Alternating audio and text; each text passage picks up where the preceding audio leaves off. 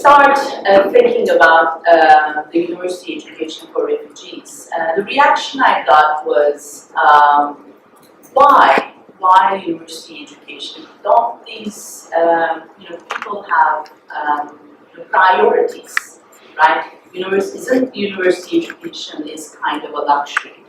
Or some reactions were in different parts of the world. Our own kids are suffering from to get university education because the university educations turn out to be like business, right? So why do we need to concentrate on this specific group? And some of the reactions were, is there really need for that? And especially thinking that the refugees will go back to their own countries. So when I'm faced with these questions, I always come with figures, and these figures are mostly today, there are more than 65,000, 65 million displaced people under the responsibility of UNHCR. And 40% of this 40 million of the 65 million are displaced people. And 17 million are protracted refugee position. What do I mean by protracted refugee position is the refugees who are in this position more than 5 years. Okay. Because there are refugees who are, 2 years, 3 years, but there are refugees also living in the camps more than 15 years, in certain ways more than 20 years, like in Kenya, Dadaab camp. So it's a kind of a reality there which is not going away. So,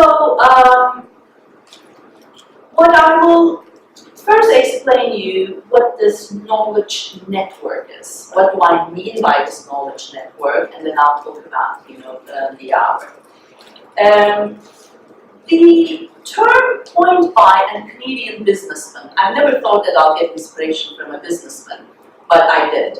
And he wrote an article about this global knowledge networks, the global solution networks, and this article published in Royal Society of Arts journal.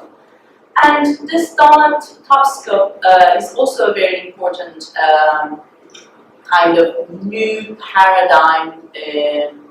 There are certain names for it I keep forgetting. He's the founder of International Think Tank New Paradigm and advisor of the New Economic Forum.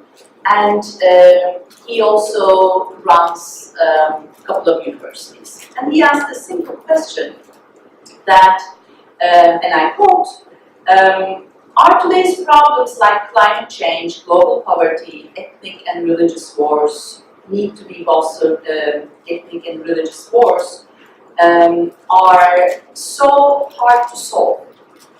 I mean, why is it taking so long to solve these problems? Because these problems are going for some time. Or our traditional institutions are not coming with the exact solutions for them. So the problems are coming from the institutions who are trying to solve these problems. And then he comes with this idea of actually there are ways to solve these problems. All it requires a kind of a new perspective we need to build. And he names them global solution networks. And the network seeks to improve the state of the world through developing new policies and new solutions, influencing states and institutions and otherwise contributing to the economic and social development, human rights, sustainability, democracy, global cooperation, and building empowering platforms and governance. So he says that we need a new model of peer collaboration and production. These networks have to be diverse. Second, they have to attack the global problem. The third, they have to use digital communications and they have to be free of state. The state can start them, but then afterwards they have to be free from state. And I have, it was very inspirational for me because that was exactly what in my mind when I organized the workshop a year ago, to invite the representatives of certain diploma programs, very limited, who offer university programs for the refugees. Okay, so it was very similar, and that similarity came with that trying to attack a global problem using digital communication tools, and the inspiration comes from individuals, and it requires collaboration. And what I did is I invited the representative of Borders Higher Education for Refugees, which is a diploma program created in York University in Canada. Jesuit Commons, Higher Education at Margins, which is all around the world they're living, offering diploma programs for refugees, especially in the camps. And also Australia Catholic University, who offer university diploma programs online at Thai-Burma border. So I invited them to NTU just to sit down and talk what we can do as an NTU, because Singapore is one of the countries that don't accept refugees, and also has signed 1951 convention. So, but I know that the Singapore government as well wanted to do something about the refugee problem, which is going in Southeast Asia, especially after the Rohingya refugee crisis happened recently. So I thought that it would be good to share the knowledge, which is, I'm sure you're all aware that NTU now we're trying to convert our courses online as the faculty. So I invited them, and we had 2 days of intense brainstorming. But the NTU sharing this knowledge with the refugees in the camps, it's a kind of a bigger project, and our courses are not being converted, most of them, to online yet. So so I started to think about creating a knowledge network by myself as an individual academic, because I see this as in my responsibility as an academic, because there are Doctors Without Borders, and why not to come with an approach that Scholars Without Borders, that as an individuals what we can do, expecting everything from our institutions or from states or from governments, as individuals what we can do. So, and the idea came, this is the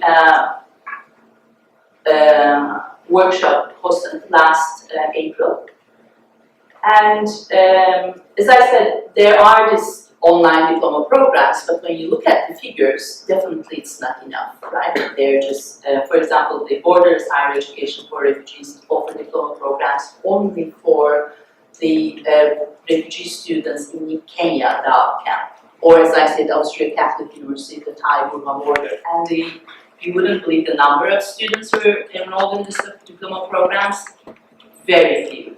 Okay, because they don't have the background of the good thing. The problem is, this is supposed to be, as you can see, the problem is big, and if there is a nation state which being formed by the refugee people or displaced people, it will be the most populated 24th nation in the world. So it's still huge, and we have to do something about that.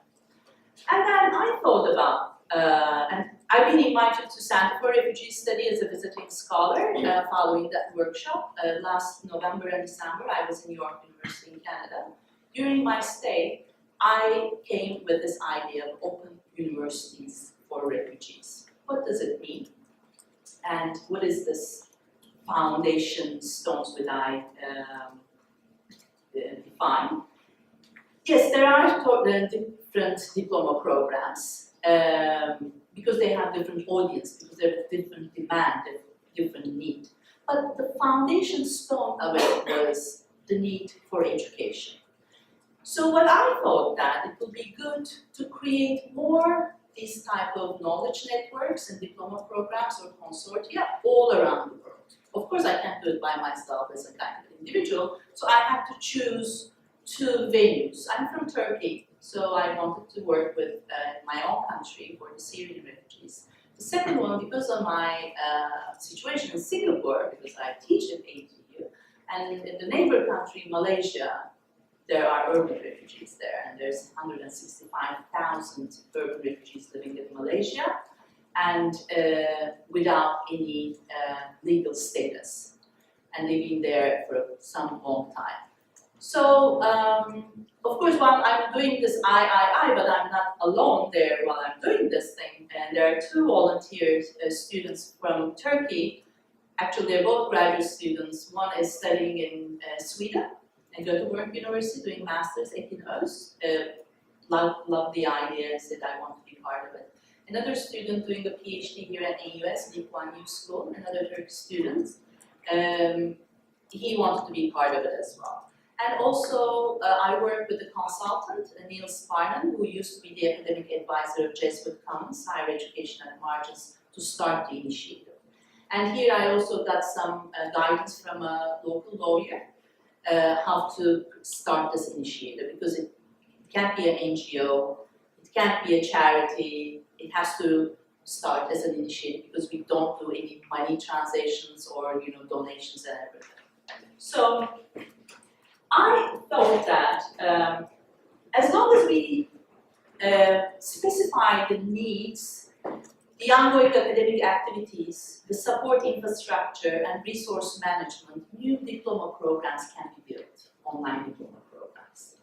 And so how we just create our, which I'm going to talk a little bit later in detail. Okay.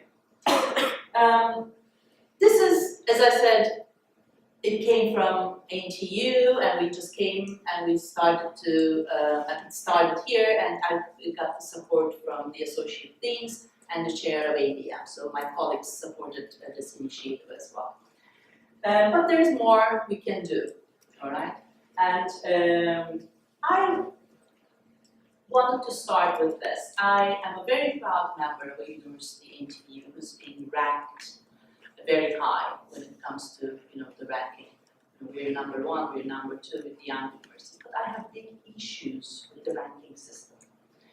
And because when you look at the ranking system, it is, and they're totally different ranking companies. Actually, it's a type of a business, and I thought that they exist from the time of Adam and Eve. Actually, it's not. It's very young. Only 12 years ago they started to do this ranking. And for example, some of them look at the number of alumni who won Nobel Prizes and field medals. Some of them look at the citations by the numbers of highly cited research papers. And they all come to a different percentage, so that in some cases, the number of swimming pools you have in your campus. All right, so it just changes from the ranking institution to institution. So I thought that why not to add even 1% sharing knowledge, expertise, resources for refugee education and institution, because there are thousands of universities all around the world, and they all claim that they are educating global citizens. If we're going to educate global citizens, those global citizens have to take some global responsibilities. So knowledge is there, but how much we share that knowledge is very important as well.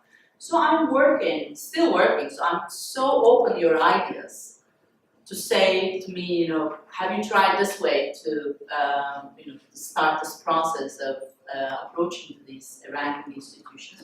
I'm planning to, and I'm getting support from our associate dean as well, to host an event here in NTU to invite all these representatives and start a kind of a discussion, start a brainstorming on this. So it's one of the ideas which we're going to approach. So this is one, as an institution, what we can do. The second one is making the word out, and there are ways to do it, like I'm doing here right now, sharing it with you.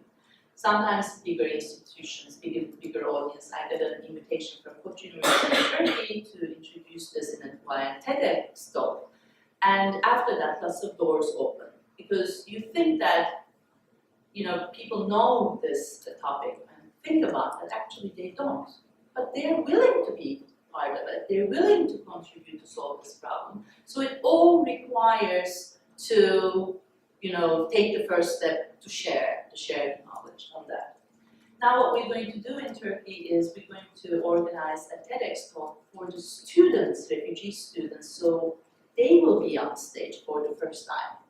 And they will share their own hopes, their dreams, and their plans for the future, instead of we talking on behalf of them, right? So we're trying to organize, hopefully it will be happening in April 2017.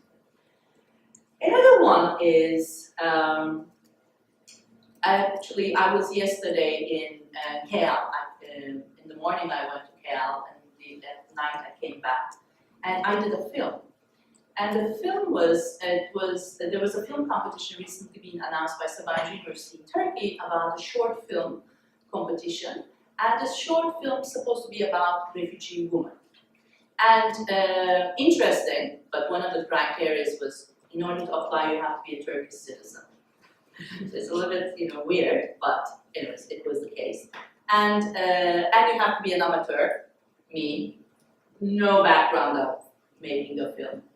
And then I said, all right, I'll take the challenge, and I sent them an email saying that I'm a Turkish citizen living in Singapore, working with the refugees in KL, and are you going to approach this competition in kind of a global perspective, or will it be very local, only about Syrian refugees in Turkey? And they said, no, just apply. And then, sometimes when there is a will and it's a kind of a good thing, it's a whole universe help you thing, and I just found that advertisement saying that there will be 8mm workshop 2 days to learn how to shoot a film. These 8mm cameras? And I said, oh, that's really cool, because 8mm is a perfect medium to tell a refugee story. The reason is, with digital cameras, life is perfect, even I can do, when it comes to editing. But life is not like that. You don't know what will happen. So because when you shoot that film, they send it to Australia or America, and after 3 weeks they send you back the film, and you're stuck with that film. And also, 8mm are identified with home movies, home videos from 1960s, 70s. I remember my dad taking us when we were a kid. And this is another very powerful medium, as I said. It is because these people are very, very far away from their home, and their story told by a kind of a home movie will be powerful. I've already been in touch and working with the refugees in KL, which I'm going to explain when I'm talking about our project. So I approached them and I said, I'm going to do this short film. It will be maximum 5 minutes, and these short roles are give you only 2.5 minutes. So 2.5 minutes I have, and I don't know how to shoot. And I worked yesterday, spent the whole day with, I'm not going to tell the names for security reasons, but these 2 young and amazing ladies, and I gave the camera to them to tell their own stories. Of course, they didn't shoot, but we did the voiceover. And I asked them, if you had the chance to tell your story, what would be your story? Who would be your actors? What kind of story you cover? So it was a very powerful experience for me as well, and very emotional at the same time. So again, I'm going to talk about Future School a little bit later. So there are ways, if there is a will, you can just find to make their voice heard. And the reason this competition is, of course, I'm very positive and optimistic that I'm going to win something, all right? And that will go to a scholarship of one of the university education, because they're having problems. So I'll talk about now a little bit of Malaysia, what our is doing, Open Universities for Refugees. So actually, going back very briefly, Open Universities for Refugees has 3 missions. First, to create awareness to open more universities, their doors to refugees. Second, the ones who already opened their doors, because they have financial problems, funding problems, to create funding for the students. And the third, as I said, to change certain criteria when it comes to universities, this ranking criteria, and come with different projects. Like, for example, one of the aim is also create awareness within our own university. Students in HEU, you already did. So that's why I'm also very pleased when I got this invitation. Actually, when I met Fazla a couple of months ago. So this is very, very positive. So, as I said, we, as the first thing, we wanted to start in Malaysia and Turkey, and it happened parallel times. I went to Turkey 3 times last year. I visited 2 camps. One was in Gaziantep, the other was in Adıyaman. And to do also this foundation story, what's the need, what's happening currently, what is the infrastructure, do they have internet connections, do they have enough computers if it's being offered online diploma programs, and who will be the on-site partners, because online education is not enough, because students need tutors, student needs guidance, student needs face-to-face consultation as well. So you just can't offer a diploma program from Singapore to a camp in Gaziantep. You need on-site partners there. So how to build that consortium? It requires some interviews and from with the different parties as well. So I talked to representatives of universities, I talked to bureaucrats from Ministry of Education, I talked to the teachers, I talked to students, we did a survey, and it turned out to be that Turkey already opened their doors, or every single state university opened their doors to refugees. But the problem is, they don't have money to go and study. Always the state university. It requires transportation, it requires eating, it requires buying books and everything. Secondly, female students can't get benefit from it because the parents don't let them go out of the camp. Okay? So online diploma program would be very beneficial, especially for the girls. And as I said, we had to put it on hold because of the recent developments in Turkey, but hopefully we'll go back to that. Because, and Sabancı University, another reason I wanted to apply to that competition, because Sabancı University is one of the biggest and one of the richest and one of the most respected universities in Turkey. I thought if they see that, the film, they might help me in the future when I'm not there though.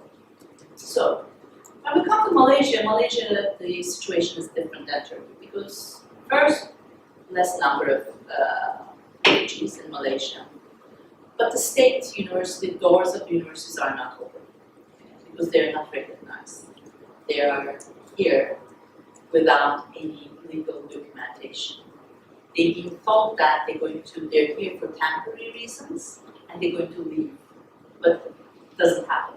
Lots of them are stateless, especially when it comes to Rohingya refugees. Okay?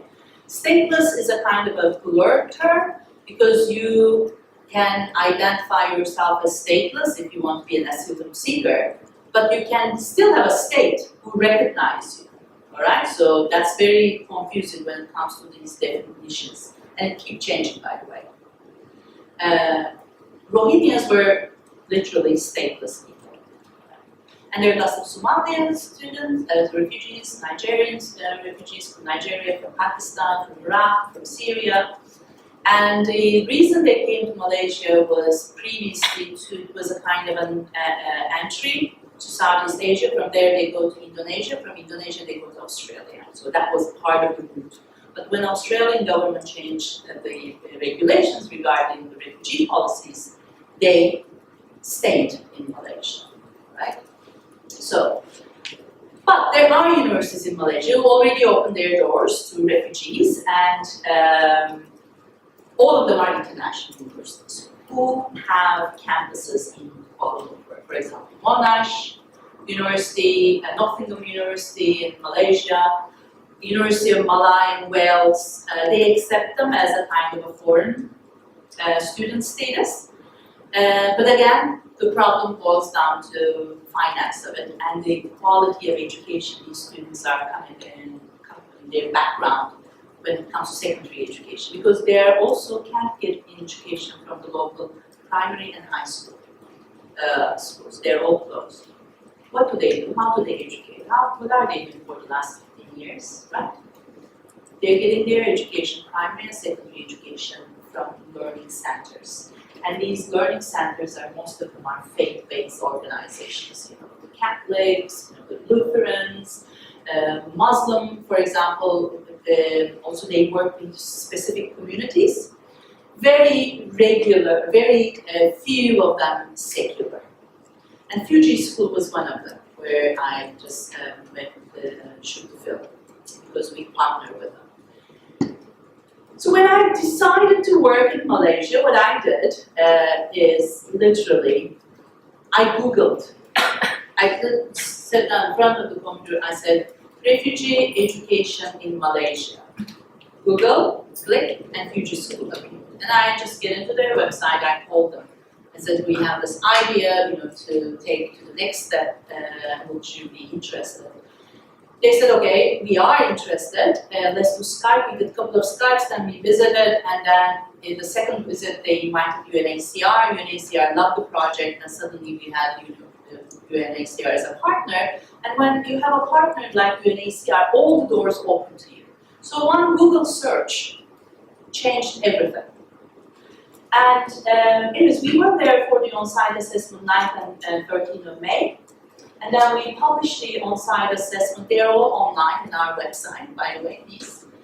And then we decided to invite to people for 2 days of brainstorming and not letting them go without coming a solution. And we call it 3C Forum, Collaborate, Create and Change Forum. It's not a conference or anything. The invited parties, limited number, they come together and we set the agenda together. And it was 2 days, it was very successful, and at the end we're at stage 4 right now. The new knowledge network started. As I said, if you get into this website, it's our website, and you can get into survey results as well. We did SurveyMonkey for the urban refugees. What subjects they want to study? What will be, how many hours they can commit to work, to study university? Because one thing is wanting to study university, the other thing is reality, because these young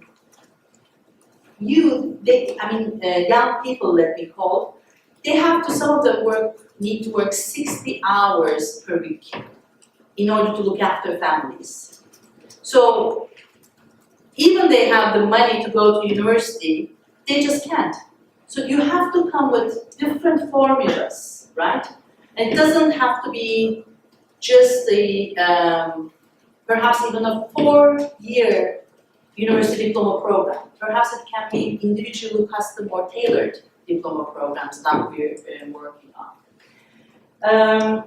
So first we decided to, and then we did the follow-up meetings, and we said, okay, first thing we need to do is we have to come with a building bridging course. Bridging course is a course that very, the basics. How to write a personal statement, how to fill out an application form. Basic, of course, you expect them to have the intermediate level of English. It goes with the English teaching as well. How to write a short essay, use reference, how to endnotes, footnotes, identity, culture, what is living in Malaysia, what is living in campus, all these basics, so it will make their transition actually smoother. Right now what's being experienced, because sometimes even they've been offered scholarships, they drop off.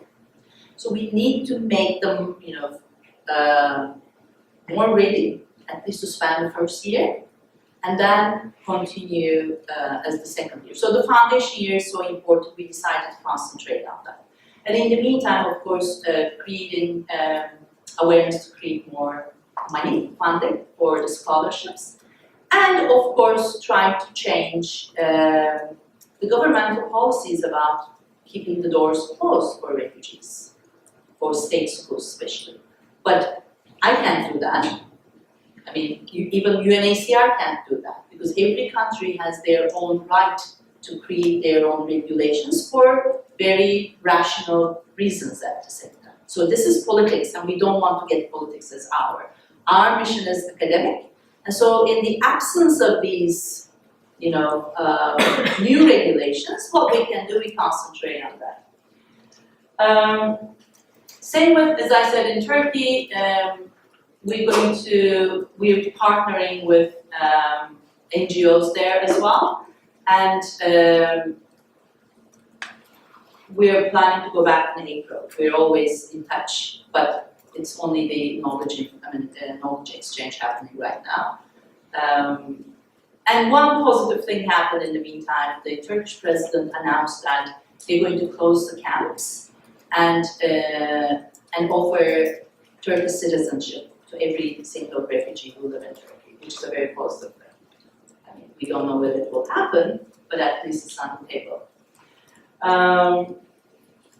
What's next is, it was a couple of weeks ago, I was in Bangkok and the Asia Pacific Refugee Research Network annual meeting.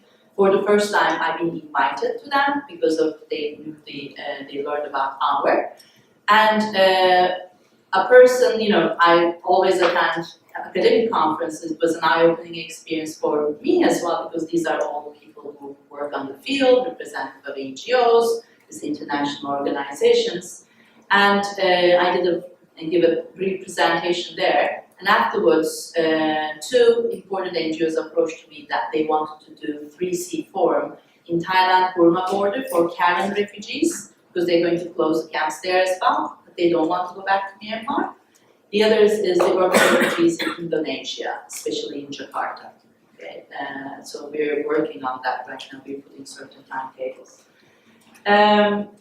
Kerem, one of our team members, I mentioned you, who's having a PhD in US right now, he's searching ways to get part of Coursera and also FutureLearn, which have pool of online courses, whether if we partner with them, and there's a special application for that, and Kerem is going to handle this, so that we can build this individual tailored diploma programs. So when refugees, okay, let me just open a parenthesis, refugees have three options.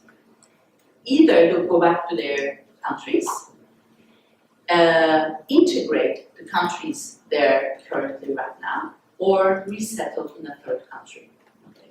So whatever life will show them, they need this university education. In the meantime, they can do. They don't have to get engineering diploma program, which even they can do that, MIT is offering recently that type of diploma programs online, even masters they're offering. But as I said, having an on-site partner is so important, and also awarding the institution is so important. So we're working on that. And also, we're trying to find students coming from Syria, living in Turkey, in the camps. Although the universities are open for them, they just can't prove that they're a second grade student back in Syria as studying medicine, for example. Right? But the institution is still in Syria, is functioning, right? Because Syria and Turkey having problems, country-wise, shouldn't stop this flow of information that, yes, this student used to study in this university, we can send this GPA, CGPA, all these reports to you, right? It's not a big deal actually when you look at. So we're working a kind of a formula on that as well. And I will be in my leave till April. I'm leaving in November to go to Italy for 5 months. And during my stay, I will be writing a book about this whole topic. And for that, I will be also interviewing lots of students in KL who are already getting university education in these universities. So it will be their stories, build on their stories as well. And then during my stay, I've been invited to give a talk at Royal Society of Arts where they will do a brainstorming session, which I'm going to ask you to do right now after this talk also, to make our sustainable. As I said, it all just started with a, what can I do? Then it just built. But I don't know how to take the next step because so far, all these things required money, traveling, paperwork, although Kerem and Ekin are volunteering but they're students, we pay the website, it requires something. I all did these things with, I was working with a UNESCO project, I was writing the book chapter, and they did a good payment. So that UNESCO project, when it went to the foundation of our, and we achieved a lot in that sense, but it requires a kind of a sustainable thing. And it doesn't have to be an institution, our can happen in every institution can create its hours, Open Universities for Refugees. It's a knowledge network, it's not an NGO, or it's not an institution or anything. Every one of you can be a team member of our, which promotes to more institutions open their doors. So I will stop here.